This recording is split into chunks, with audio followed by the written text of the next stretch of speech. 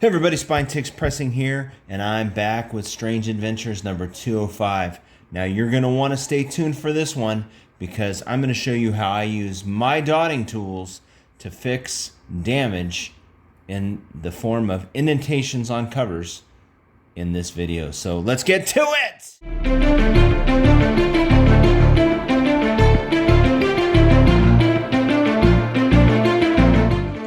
All right, everybody, I've got Strange Adventures here all set up.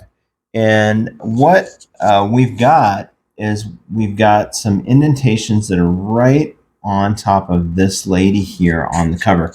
Now, there are some issues with some spine tick damage along the spine, but that is going to be corrected a different way with the application of some steam and then SRP paper and my tacking iron. But a deep indentation or a noticeable indentation won't press out in the normal process of pressing a book. And so what you need to do is you need to give the book a little bit of help by getting the indentation out prior to correcting it with a press. I'm going to try to tilt the book to see if maybe, there we go. I think you can kind of see what I'm talking about. There are two indentation lines right here going across this person, and I want to try to get them out a little bit better.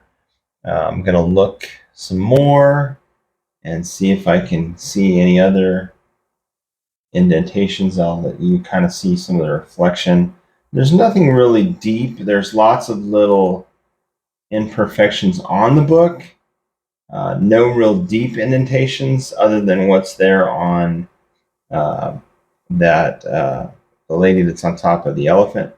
And these other creases and whatnot, they will come out through the press process. So we've cleaned the book. We have a large, it's kind of a beginning of a spine roll right here, a little bit of a indentation, a little curvature on the spine.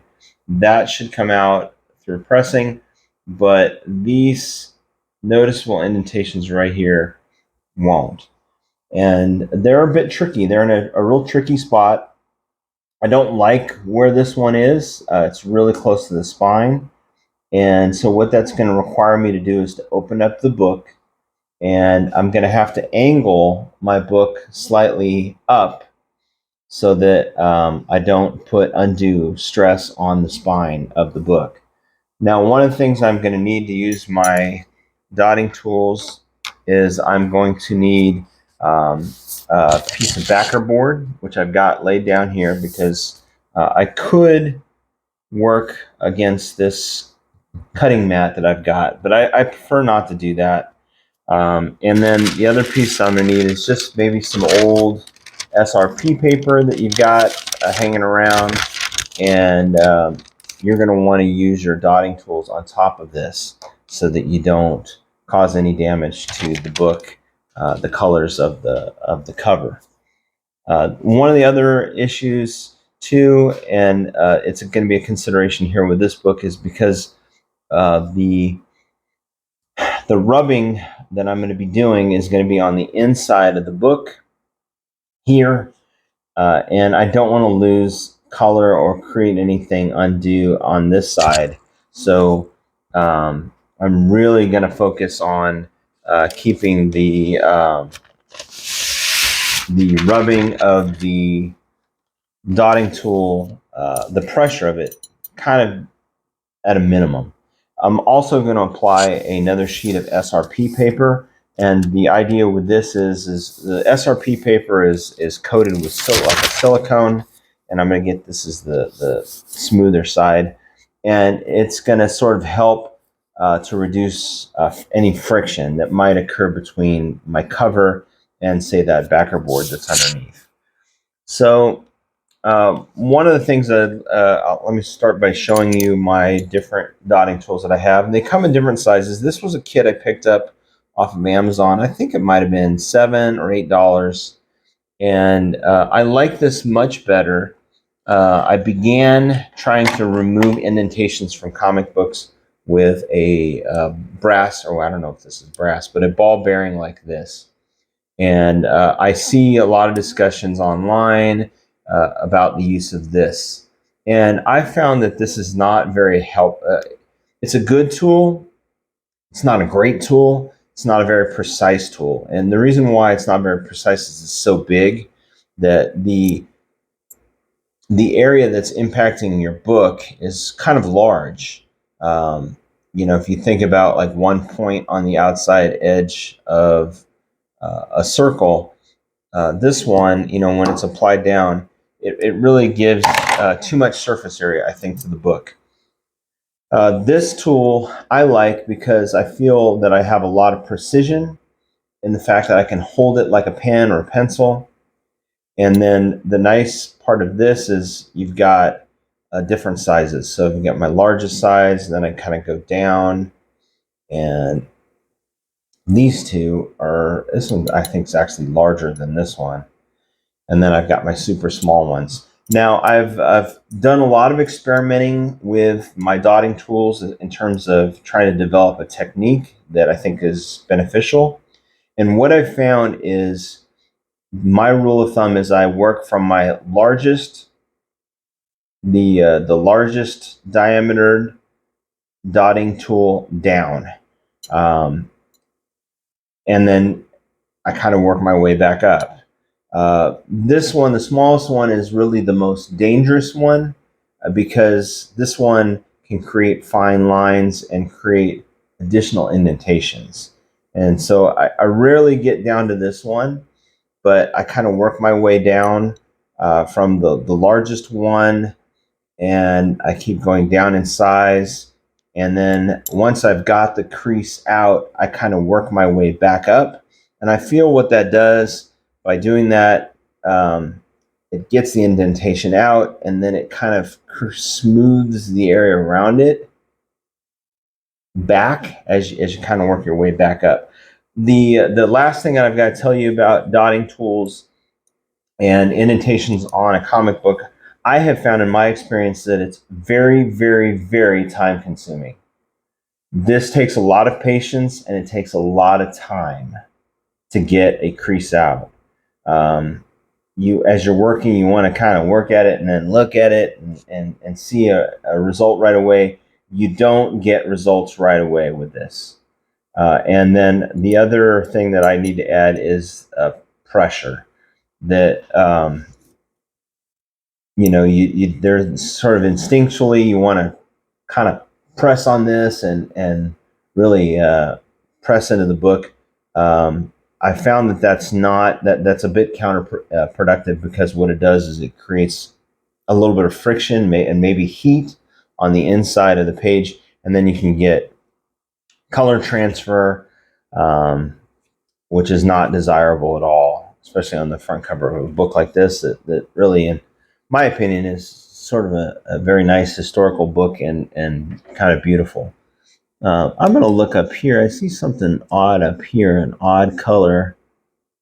And this book was a book that I cracked out of a CGC slab. So I really, it's kind of a funny little stain that I hadn't noticed till now. I'll take a look at some of the other copies that I see online to see if they have it as well.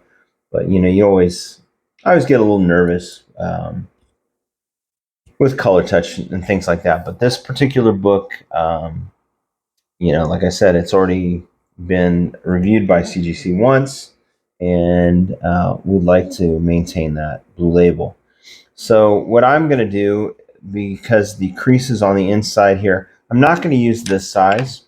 I'm going to actually go down to this size and then use my smaller one. So this one, and this one. These three in that order. And then I'm going to work my way back up.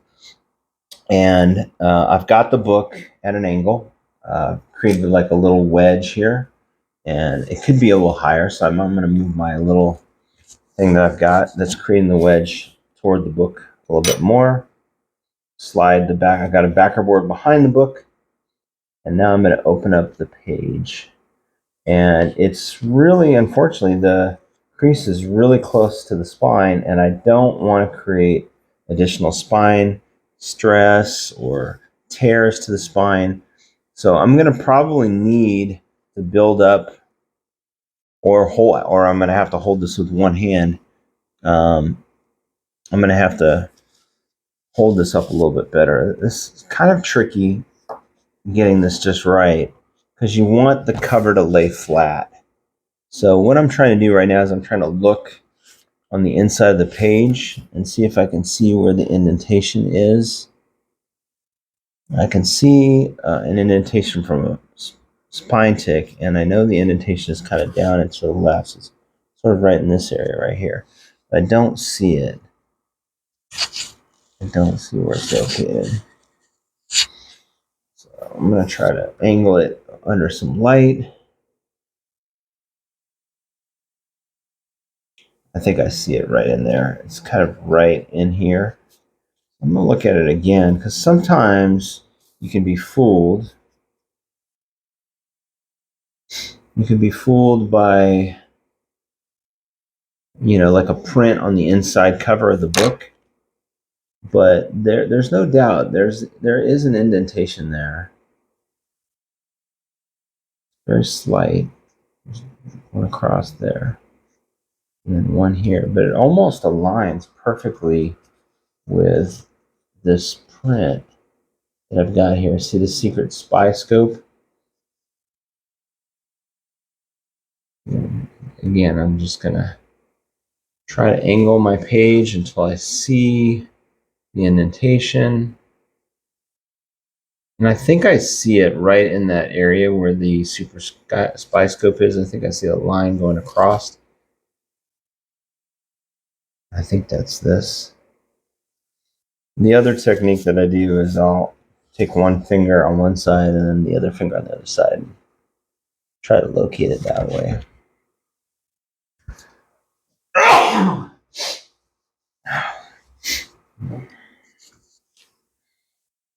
right. So this one's really in a poor location, and I don't have a good rig for holding up the book like this, but I'm going to start working on it.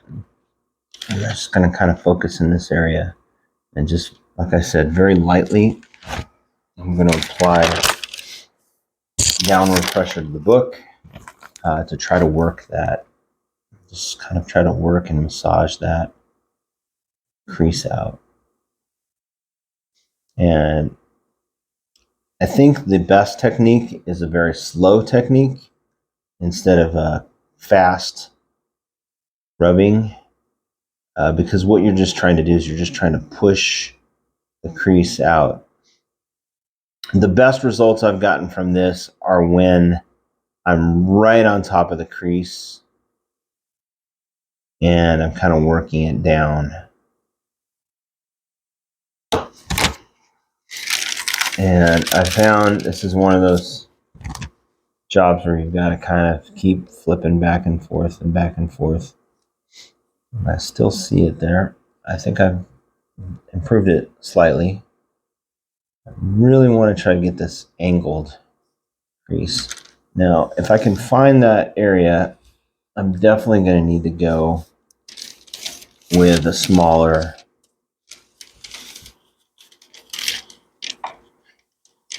dotting tool.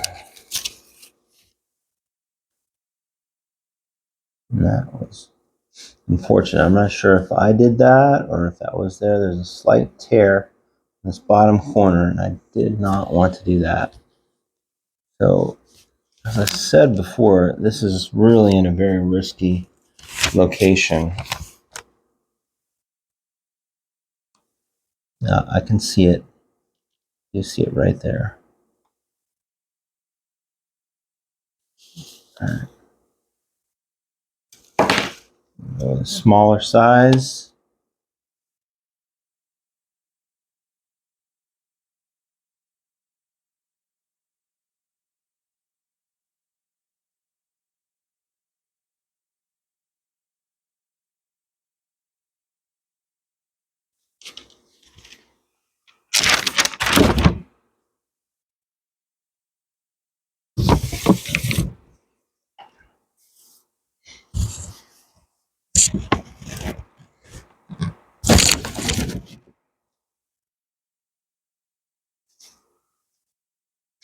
Now, because the indentation goes into the cover, I'm working from the back side forward. I still see them right there. I feel like I've improved the indentation that it sort of ran across. And I'm also studying the cover to see if there's any, if I've created any color rub, and I have not. So that's a good sign. This corner is really fragile. Okay. All right, so I'm going to work at it a little bit, and I'm going to let you sort of see if I can get it angled just right. You can maybe see the creasing. There it is. I think you can see it right in this area here. There's a good example of it right there. That one going across her hand, and there's one going down. So let's get it up closer to the camera and see if you can see it better there. All right, so I'm going to try to improve those two very small creases, and I'll come back and show you the results. I'm going to use this dotting tool here, this size and that size. Not going to go to the super small. All right, I'll be back in just a second. I'd like to give you a little update here. You can see the crease that was by her hand is nearly gone. You can still see where it was. And when I angle it just like that, that's probably the most prominent that you can see it. But I've improved it greatly. And the bottom crease here, this one going across, has also improved, but it's more noticeable. So I'll work on it. I'll work on both for a little bit more. And this one, to me, is close to being done. I'm almost to the point where I would stop where it's at. The bottom one, this one right here, the lower one, I think I need to keep going a little bit. And that's just a reflection. It does look a little bit like it's starting to become color breaking, but it's not. It's just the light. You can see when I angle it this way on. So I'm going to work on those two a little bit more, and then I'll come back with another update. All right, so here's where I'm going to stop. I feel that the indentation, both of them have improved enough. The top one's much better than the lower of the two that you can see there. But there always comes a point where you have to ask yourself, is it better to just stop and not risk damaging the book, or is it better to continue? And I think in this particular case, I think the best decision is to stop. This lower indentation is deep, but I think after some pressing work, I think this will begin, and if I add a little bit of moisture to it, I think this will come up. It will improve enough to where it really won't be that noticeable on the book. So that's where I'm going to stop. You obviously can see some of this spine ticks, and this spine roll is more noticeable. But I'm going to stop there, and you can see there's a slight indentation going across, a little crease there. But the beautiful thing about it with this book is these creases, they're not color breaking going across the book. So I'm going to really work hard to get them out. And I think this is going to be just a beautiful book, a prized book in my collection. So looking forward to getting this one pressed. And the next video, the focus is going to be on this back side of the book and removing, if we can, some of this dust shadow that we can see here at the bottom. This is going to be tricky because the book really cannot be lightened much. And the reason why is because the interior of the book is pretty darn yellow, I guess is what I'm trying to say. There is some foxing on the outside of the book, very light. You can see right in this area here, and that all needs to be removed. So I'm not really sure how I'm going to do that. I think I'm gonna probably work this one with the blue light and just see how much the blue light treatments can improve this without having to use any type of solution, like doing a heat overlay press and then trying to you know, maybe add a slight amount of hydrogen peroxide to it to kill some of this stuff. So I don't want to do that. I think I want to just try to stick with the blue light by itself. And I know the blue light treatment by itself does make a substantial improvement in a book. So we'll go with that, and that'll be the next video. So hit that like button if you enjoyed this video. Hit that like button. Please consider subscribing to my channel, and hit that notification bell. I hope you found this interesting. The use of these tools, they are normally for making cakes, but I think this is a great application for use on damaged comic books. Gives it a very nice precision tool, and it gives you a nice smooth texture to rub against the book. Obviously, you need to do so with SRP paper to reduce the friction. But all in all, these I think are an outstanding addition if you like to work on comic books like I do, and you might want to consider picking up some dotting tools for yourself.